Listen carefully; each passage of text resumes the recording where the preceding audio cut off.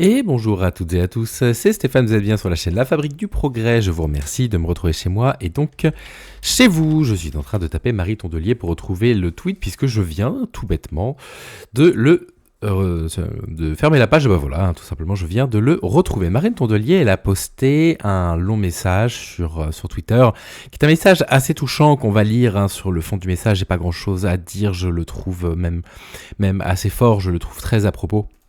Rien à dire vis-à-vis de cela. Simplement, Marine Tondelier fait partie, je trouve, des personnalités politiques de gauche d'une tiédeur vraiment, mais d'une tiédeur infinie en fait, et je suis de plus en plus convaincu que si on veut réussir à lutter efficacement contre l'extrême droite, il va falloir non pas aller les débunker, aller tacler absolument tous les propos un petit peu délirants qu'ils disent, même s'il faut quand même le faire, ça reste nécessaire, mais ce qui fonctionne sur le long terme, j'en suis absolument convaincu, c'est avant tout de proposer une alternative crédible, une alternative qui soit enviable, qui donne envie aux gens d'adhérer à un projet politique commun. Or, je trouve que la gauche d'aujourd'hui, si elle n'est pas de la France insoumise, est une gauche vraiment d'une sacrée mollesse. Lisons son tweet, vous allez comprendre. Elle dit, c'est assez long, d'ailleurs la première réponse c'est elle qui la marque. Désormais, tous mes tweets prendront 9 mois à lire, je trouve. La petite référence très sympathique, ça fait preuve un petit peu d'esprit, d'humour. La durée d'une grossesse, quel rapport avec le tweet en question ? Vous l'avez deviné, elle est enceinte. Félicitations à elle. J'ai quelque chose à vous annoncer, j'attends un enfant, un bébé miracle que je n'osais plus espérer. Évidemment, malgré tout ce que je pense politiquement de Marine Tondelier, félicitations, bravo. C'est évidemment un superbe événement pour les personnes qui souhaitent avoir des enfants, d'apprendre qu'ils en attendent un. Donc vraiment félicitations. Évidemment, on est très heureux pour elle. Je vous en parle aujourd'hui car je ne peux plus le cacher. J'ai bien entamé le 2e trimestre et ça commence vraiment à se voir, oui. Une campagne présidentielle enceinte, puis avec un nourrisson, ça n'est à ma connaissance pas beaucoup arrivé dans l'histoire politique française et même à l'étranger. Cela soulève forcément beaucoup de questions et ça s'annonce comme un défi, j'en ai conscience. Mais j'ai décidé de ne pas m'excuser de cette bonne nouvelle, même si elle est vertigineuse. J'ai du mal à... C'est cette phrase-là, je trouve que ça fait un peu revanchard. Vous savez, ça fait un petit peu le footballeur qui dit j'ai fait fermer des bouches. Oui, enfin, juste joue bien au football en fait. Arrête d'aller sur les réseaux sociaux, voir tout ce qui se dit sur toi. Enfin, je veux dire, personne ne demande à Marie Tondelier de s'excuser d'être tombée enceinte.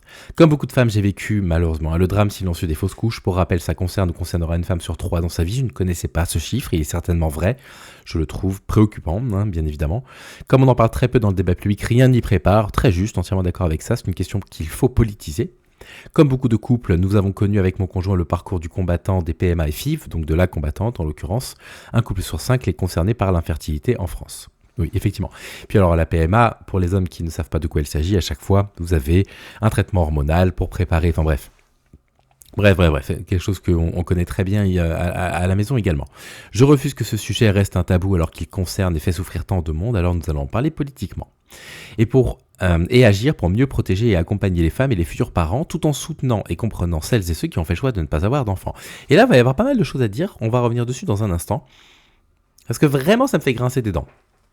Ça me fait profondément grincer des dents, vous allez pouvoir le constater, parce que ce qu'elle propose politiquement est non seulement inefficient, mais en plus de ça contre-productif, et très sincèrement, c'est mou. Enfin, je veux dire, c'est une sorte de gauche libérale, PS compatible, un peu molle, plutôt progressiste sur les questions sociales, mais bon, voilà, pas réellement prête à mettre les mains dans le cambouis pour aller proposer des transformations profondes et importantes de nos sociétés.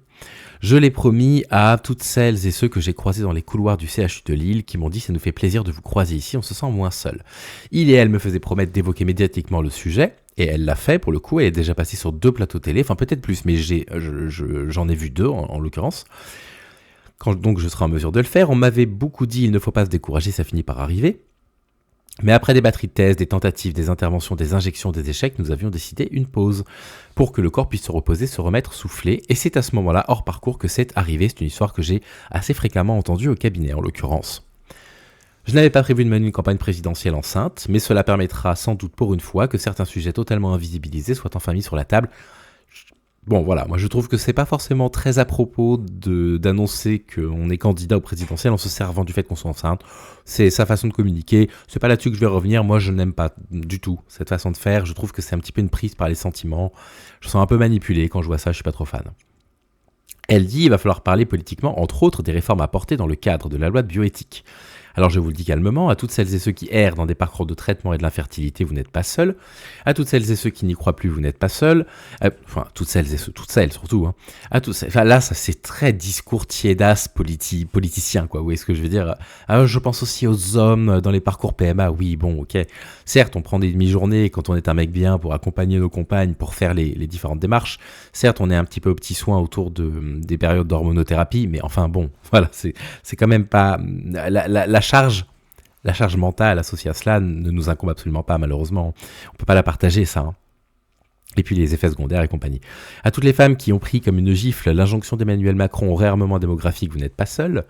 Et pour que la solitude que l'on ressent dans ces situations ne s'ajoute pas au poids physique et psychique, on va en parler et se mobiliser.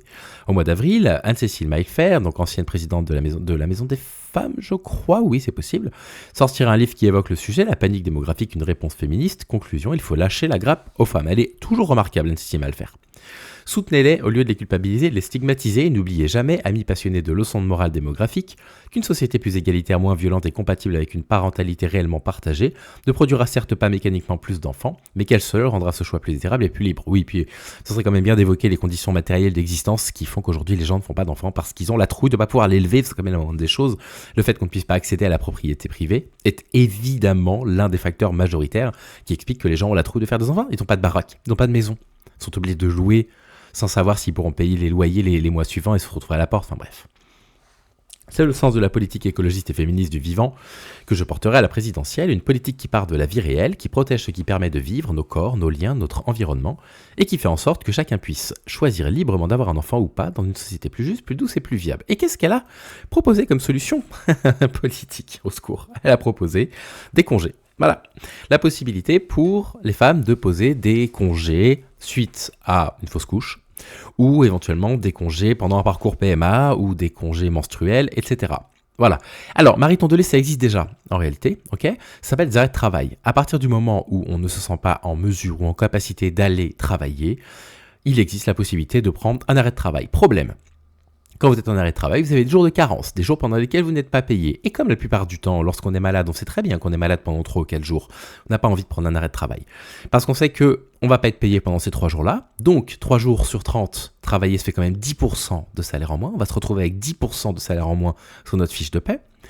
Donc, la solution politique, c'est de faire sauter ces jours de carence. C'est de permettre aux personnes de pouvoir s'arrêter beaucoup plus facilement, sans contrainte matérielle, sans le chantage, sans la pression au salaire. Là, il y a une réelle discussion politique gauche.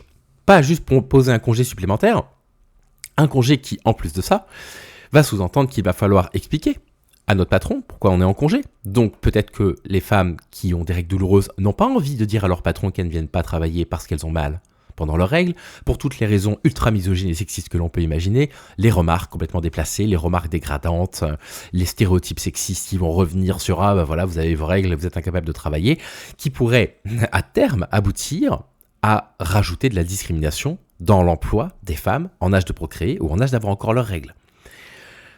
Est-ce que ça ne paraît pas évident à tout le monde ? Évidemment que s'il y a une discussion politique à avoir, Madame Tondelier, elle n'est pas là-dessus, sur le fait de créer ces congés-là, elle est sur le fait de favoriser le fait que les personnes puissent s'arrêter quand ils en ont besoin et qu'ils ne perdent pas de jours de salaire. Et tout ça, je trouve que ça résume tellement la pensée de la gauche qui s'accorde parfaitement bien avec le capitalisme et le libéralisme, la gauche PS, vraiment très molle, très centriste, parfois un petit peu droitière, même politiquement, que ce soit socialement, surtout économiquement. Mais je ne sais pas, mais si on veut faire gagner la gauche aux prochaines élections, il va falloir proposer un programme sincèrement enviable. Un truc qui va faire dire aux gens, ah mais non seulement ce qu'ils proposent et semble être très bénéfique, mais en plus de ça, ça a l'air faisable. Parce que c'est faisable, ça a été calculé, bien évidemment que c'est faisable.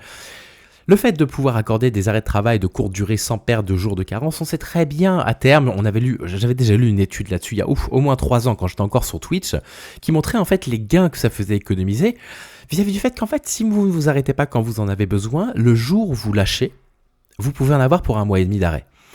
Et dans le pire des cas, si malheureusement vous arrivez à faire une dépression professionnelle, ce qu'on appelle un burn-out, vous pouvez être éloigné du travail pendant 18 à 24 mois. Ça coûte une fortune, ça. Non seulement ça coûte une fortune, mais ça démontre qu'en réalité, on n'a pas réussi à protéger les personnes qui avaient besoin d'être protégées. Et il est tout là finalement l'enjeu. C'est pas de congé menstruel dont on a besoin, c'est pas de congé paternité-maternité, si bien évidemment qu'on a besoin de ça.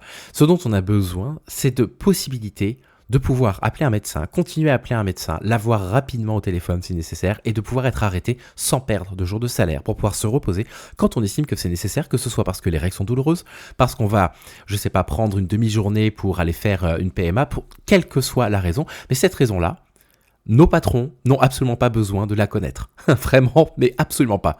C'est ultra contre-productif d'instaurer ce genre de choses, bref. Je voulais vous parler de ça parce que je trouve que c'est assez caractéristique de ce qu'on va voir dans les prochaines campagnes présidentielles, à savoir la France Insoumise qui va arriver avec un programme plus ou moins ambitieux, les autres avec un programme carrément peu ambitieux, voire pas ambitieux du tout, et on va pointer du doigt la France Insoumise en disant « Regardez, de toute façon économiquement ça n'est pas viable », alors que comme d'habitude, ils vont donner leur programme dans les mains d'économistes sérieux pour le coup, qui vont valider ça en expliquant que bah oui, effectivement, l'investissement que demande l'application du programme de la France Insoumise, c'est un investissement qui finit par être récupéré. Je voulais vous parler de ça, petit sujet anodin qui ne l'est pas tant que ça, je trouve. Et puis, ma foi, moi je vous souhaite de prendre soin de vous et je vous dis à demain. Salut les amis!